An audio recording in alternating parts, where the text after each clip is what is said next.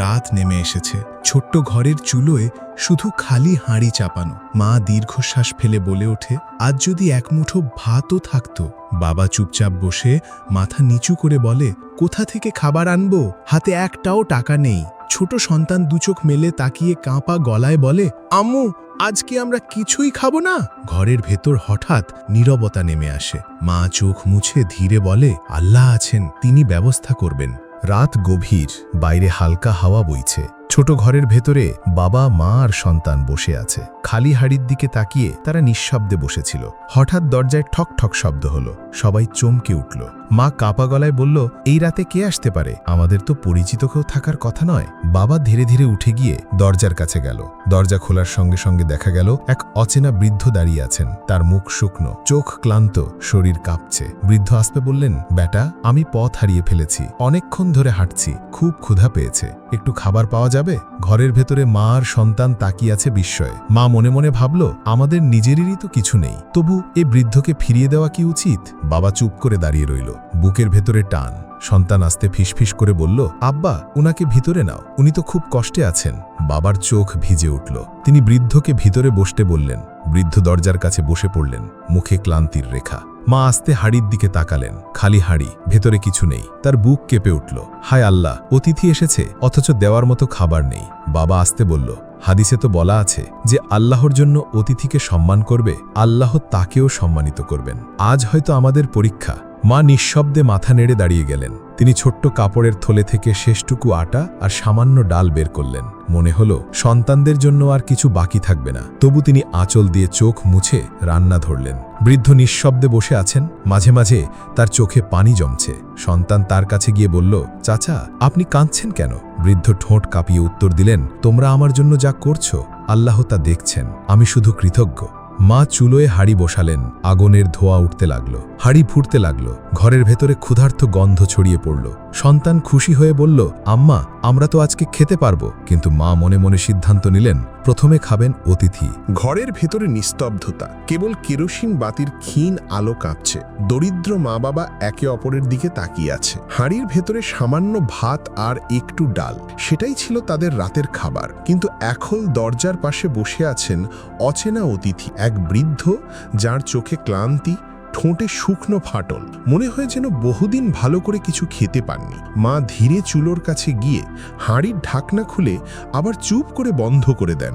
বাবার দিকে তাকিয়ে নিঃশব্দে ফিসফিস করে বলেন, আমাদের খাবার তো এইটুকুই, যদি অতিথিকে দিই তবে আজ রাতে আমরা কি খাবো? বাবা কিছুক্ষণ চুপ থেকে গভীর নিঃশ্বাস নেন। তারপর ধীরে বলেন, কিন্তু অতিথি আল্লাহর পক্ষ থেকে রহমত। নবী করিম সাল্লাল্লাহু আলাইহি ওয়াসাল্লাম বলেছেন, যে অতিথিকে খাওয়ায় তার ঘরে বরকত নেমে আসে। আমরা না খেয়ে থাকলেও অতিথিকে খাওয়ানোই আমাদের জন্য কল্যাণ। এই কথা শুনে ছোট্ট সন্তান অবাক হয়ে তাকায়। নিষ্পাপ চোখে জিজ্ঞেস করে, আমরা যদি না খাই তাহলে আমি কি ক্ষুধায় কাঁদব না? মা তার সন্তানকে বুকে জড়িয়ে ধরে স্নেহ ভরা কণ্ঠে বলে, বাবা, তুমি আজ আল্লাহর জন্য ছোট্ট একটা ত্যাগ করবে। মনে রেখো, আল্লাহ যাদের পরীক্ষা নেন তাদেরকে দ্বিগুণ পুরস্কার দেন। আমরা যদি আজ অতিথিকে খাওয়াই, আল্লাহ আমাদের এমনভাবে রিজিক দেবেন যা আমরা ভাবতেও পারবো না। শিশুটি কিছুক্ষণ ভাবল, তারপর ঠোঁটে ছোট্ট একটা হাসি ফুটিয়ে বলে, তাহলে অতিথিকে খাইয়ে দাও মা, আমি ক্ষুধা সহ্য করব। মায়ের চোখে পানি এসে গেল। বাবা ধীরে ধীরে হাঁড়ি নামিয়ে অতিথির সামনে রাখলেন। বৃদ্ধ অতিথি কাপা হাতে ভাত তুলে মুখে নিলেন। প্রতিটি লোকমায় তার চোখ ভিজে উঠছিল, যেন সেই ভাত তার কাছে স্বর্ণের থেকেও মূল্যবান। খাওয়ার সময় বৃদ্ধ হঠাৎ বললেন, তোমরা না খেয়ে আমাকে খাওয়ালে আল্লাহ তোমাদের ঘরকে জান্নাতের বাগানে পরিণত করুন। আমি তোমাদের জন্য দোয়া করছি, তোমাদের জীবনে আর কখনো অভাব না আসুক। এই দোয়া শুনে পরিবারটির হৃদয়ে এক অদ্ভুত প্রশান্তি নেমে এলো। ক্ষুধার কষ্ট তখনও ছিল, কিন্তু তার থেকেও বড় ছিল সেই আত্মিক শান্তি, সেই ঈমানের শক্তি।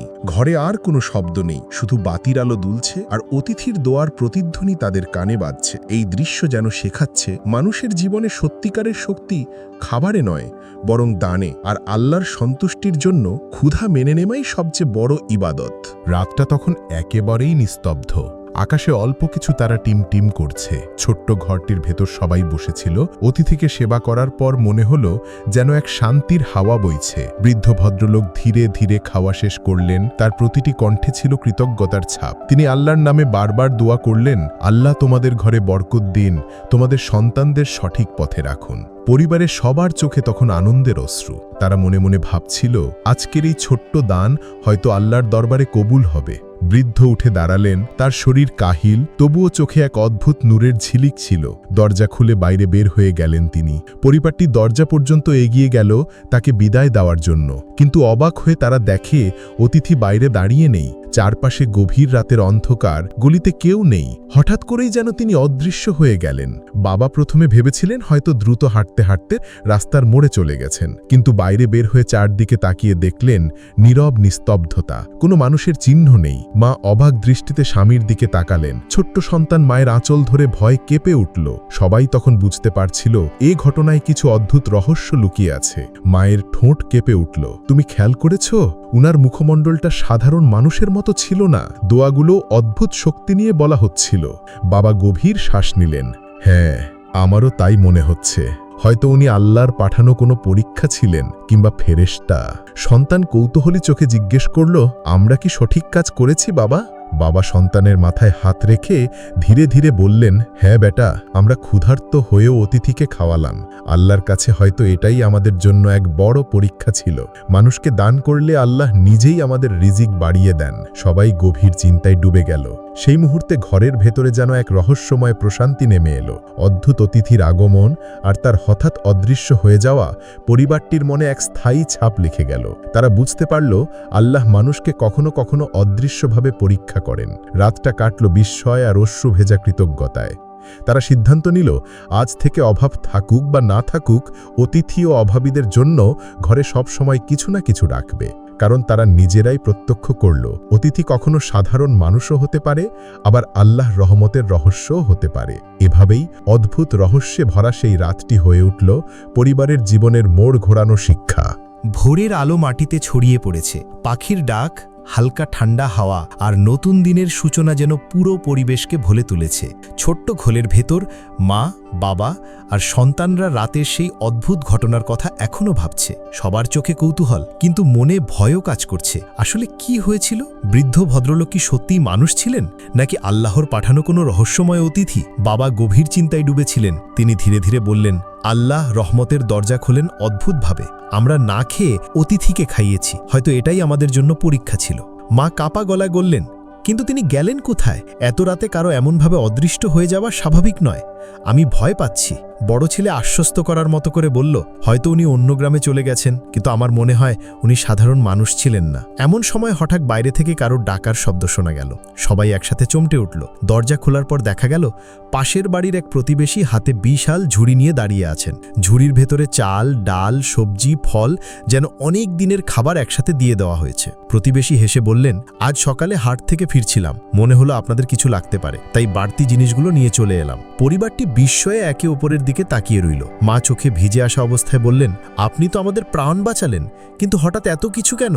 প্রতিবেশী সহজভাবে জবাব দিলেন, আল্লাহর ইশারাই তো সব। আমার মনে হলো আপনাদের হাতে তুলে দিই। তারা খাবার নামাচ্ছে, ঠিক তখনই দরজায় আবার টোকা পড়ল। এবার গ্রামের এক পরিচিত লোক এসে বলল, কাল রাতে আল্লাহর রহমতে নতুন কাজের সুযোগ পেয়েছি, শ্রমিক লাগবে, আপনাকে ডাকতেই এলাম।